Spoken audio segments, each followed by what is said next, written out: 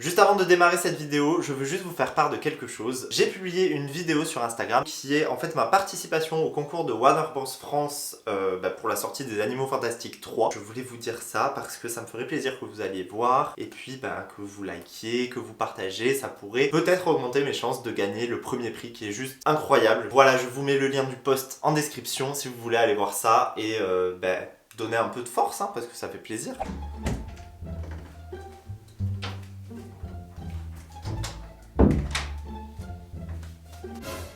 C'est pas ce que vous croyez, c'est promis.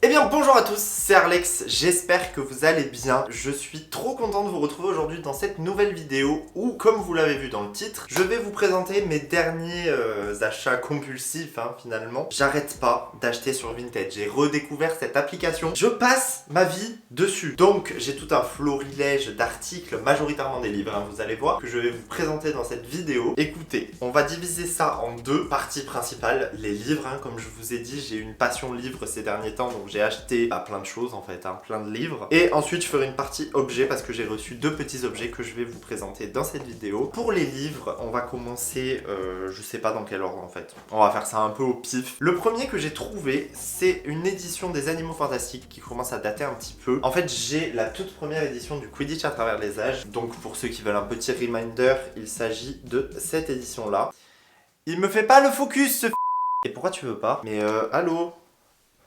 Mais qu'est-ce qu'il me fait? Je l'ai perdu. Bon, je vous reprends. One eternity later. Bref, après cette interruption, on recommence. Donc j'étais en train de vous dire que j'avais acheté un livre des Animaux Fantastiques en toute première édition. Donc pour rappel, ça c'est le Quidditch à travers les âges. Donc voilà un petit peu à quoi ça ressemblait. Il n'y avait aucune mention de l'auteur sur les couvertures. Et c'est ce que je kiffais avec ces anciennes éditions. Parce que toutes les nouvelles, il y a les mentions de qui a écrit le bouquin. Et du coup, suite au Quidditch à travers les âges qu'on m'avait donné, je voulais me fournir les deux autres. Je n'ai jamais trouvé les contes de Biddle le Bard. Mais en me baladant sur Vinted, j'ai pu trouver les Animaux Fantastiques. Voilà à peu près à quoi ils ressemblent. J'aime trop avec les petites griffures sur le côté et même l'esthétique du cadre de titre en fait. Je le trouve vraiment magnifique avec la petite mention appartient à Harry Potter. Et du coup voilà, on est comme sur la première édition sur des couvertures sans mention d'auteur et moi c'est ce que j'adore. Ensuite on va rester dans la bibliothèque de Poudlard mais là on passe sur un niveau les gars, un niveau encore au-dessus. J'ai trouvé ce coffret librairie Poudlard qui est juste magnifique, regardez ça brille et il y a le même de l'autre côté. Donc on a le blason de Poudlard avec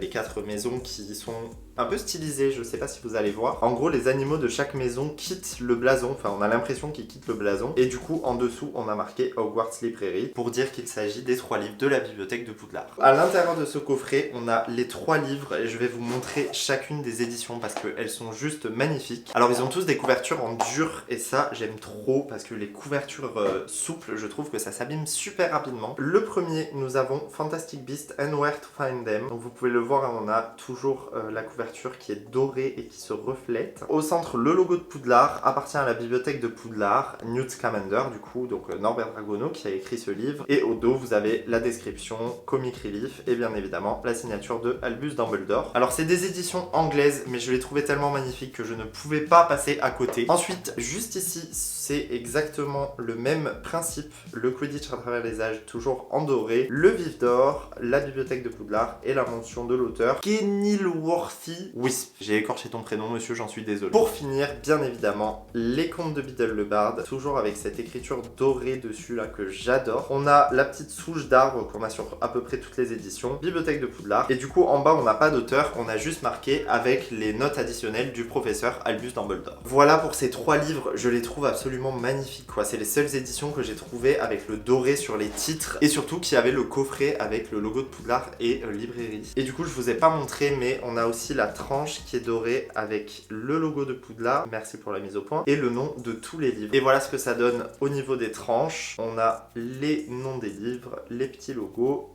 et les auteurs. Ensuite, on va rester dans les livres. Donc pour ceux qui ne le savent pas, je fais la collection des livres Harry Potter et le prisonnier d'Azkaban. J'ai présenté d'ailleurs dans une vidéo que je vous remets juste ici des éditions internationales qui sont absolument magnifiques. Et du coup, je vais pas m'attarder dessus parce que je vous l'avais déjà présenté dans la vidéo que je vous ai mis dans le i. Mais j'avais trouvé 2 éditions chinoises. Voilà, je vais juste vous remontrer les couvertures parce qu'elles sont absolument magnifiques. Donc ça, c'est la première partie avec Harry et l'hippogriffe. Derrière, on avait le château de Poudlard et la maison de Hagrid juste ici. Et sur le deuxième, on avait Harry et son cerf avec les détraqueurs juste au dos ici. Voilà, on voit la main. Voilà, ces 2 éditions chinoises que j'avais trouvées sur Vinted. Et je ne vous l'avais pas montré, mais j'ai trouvé aussi une autre édition, une édition Bloomsbury anglaise, mais elle est super originale. Alors je vais essayer de vous montrer ça au mieux que je peux. En fait, il s'agit d'une édition super minimaliste. Elle est sur couverture blanche. En haut, on a Harry Potter, c'est en doré. Ouais, bon là vous voyez rien, mais en gros ça se reflète comme la librairie de Poudlard que je vous ai montré juste avant. Et surtout, on a une écriture Harry Potter qui n'est pas du tout celle dont on a l'habitude. Personnellement, ça m'a complètement séduit. On a ce vert qui correspond au tome du coup au tome 3 pour ces éditions. Au milieu, on a le cerf de Harry avec les détraqueurs. Et c'est tout ce qu'on a sur la couverture. Juste derrière, vous avez une illustration du château de Poudlard. Donc voilà pour cette petite édition Harry Potter 3. Moi, je la trouve trop belle. Enfin, on va finir avec le dernier livre. Je suis absolument fan des livres qui expliquent les coulisses des films. Et du coup, je voulais absolument me trouver Les Archives de la Magie, les Crimes de Grindelwald, qui est pour le moment mon film Animaux Fantastiques préféré. Voilà, parce que ça se passe à Paris, je pense. Je trouve que les intrigues sont trop cool et surtout, je suis absolument fan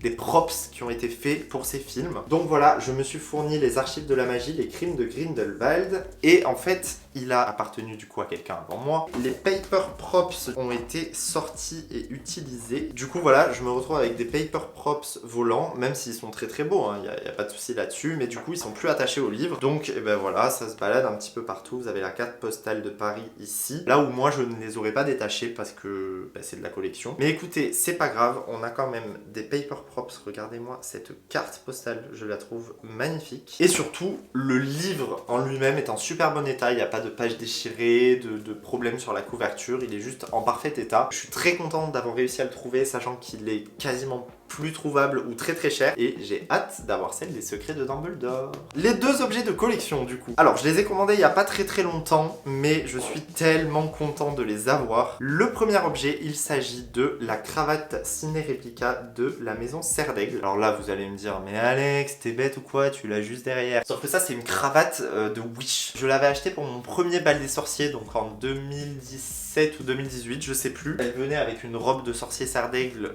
éclatée de chez Amazon. Donc du coup, je l'ai gardée en attendant d'avoir l'officiel, parce que j'ai acheté entre temps la cape de Serre d'Aigle officielle, mais je ne l'ai jamais acheté, j'ai jamais pris le temps, et je suis tombé dessus sur Vinted la dernière fois, pas cher du tout. Cette cravate, eh bien, elle se présente comme toutes les cravates Harry Potter, Vous avez les petits liserés du coup argentés pour la maison Serre d'Aigle, avec le bleu un peu bleu nuit, et surtout les petites différences par rapport à celle que j'ai qui pendouille là derrière et qui va être vite remplacée, c'est que juste ici, vous avez le logo Serre d'Aigle brodé sur la cravate. Je trouve ça trop bien comme petite allusion, c'est très discret. Cette petite broderie, moi je trouve qu'elle donne beaucoup de cachet à la cravate et je trouve ça très cool. Vous avez également, alors je vais essayer de vous le sortir et de vous le montrer, vous avez selon la cravate que vous achetez un petit pins et ce pins correspond à votre maison. Donc moi j'ai eu un petit aigle pour mettre sur ma cravate. Je pense que je m'en servirai de pins aussi sur mes autres habits parce qu'il est vraiment très cool. Voilà pour ce premier objet. Je vous propose qu'on aille de ce pas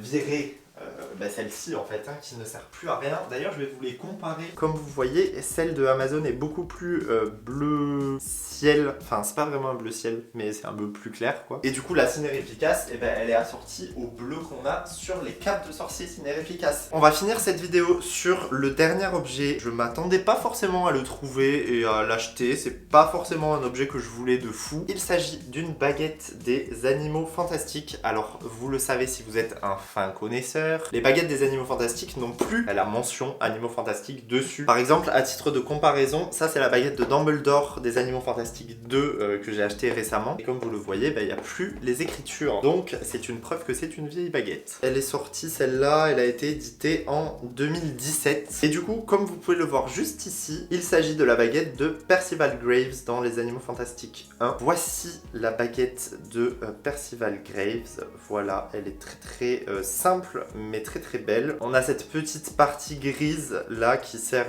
en fait de manche. Je trouve que le noir du manche, ça donne de suite très classe. Il y a les baguettes de Ginny et de Rogue aussi qui sont en noir. Du coup voilà la petite baguette de Percival Graves qui vient avec son étui Ollivander hein, avec les petits rubans et l'intérieur en noir comme la baguette. Du coup voilà, passion achat de baguette comme je vous avais dit quand j'avais acheté celle de Nicolas Flamel. Écoutez, c'est la fin de cette courte vidéo. Je ne vais pas conclure avec ma baguette cette fois-ci. Je vais conclure avec celle de Percival hein, parce que à l'avoir autant l'utiliser. Si cette vidéo vous a plu, eh bien vous savez quoi faire hein, un petit pouce bleu qui fait toujours plaisir et puis n'hésitez pas à me laisser en commentaire si vous avez des achats Vinted que vous voulez partager, sait-on jamais. Comme je vous le rappelle à chaque fin de vidéo, si vous venez de me découvrir, n'hésitez pas à vous abonner et activer la cloche, ça vous permettra d'être au courant de toutes les nouvelles vidéos et puis vous pourrez découvrir mon petit univers Harry Potter. Je le rappelle également, mais vous pouvez me suivre sur Instagram, c'est là-bas que je balance toutes les nouveautés, tous les tournages de vidéos, les prochaines vidéos. Voilà, je partage toute ma vie là-bas, donc n'hésitez pas à y aller. J'espère que ces petits achats Vinted vous ont plu. Et pour ma part, eh bien, je vous dis à dimanche prochain dans une nouvelle vidéo.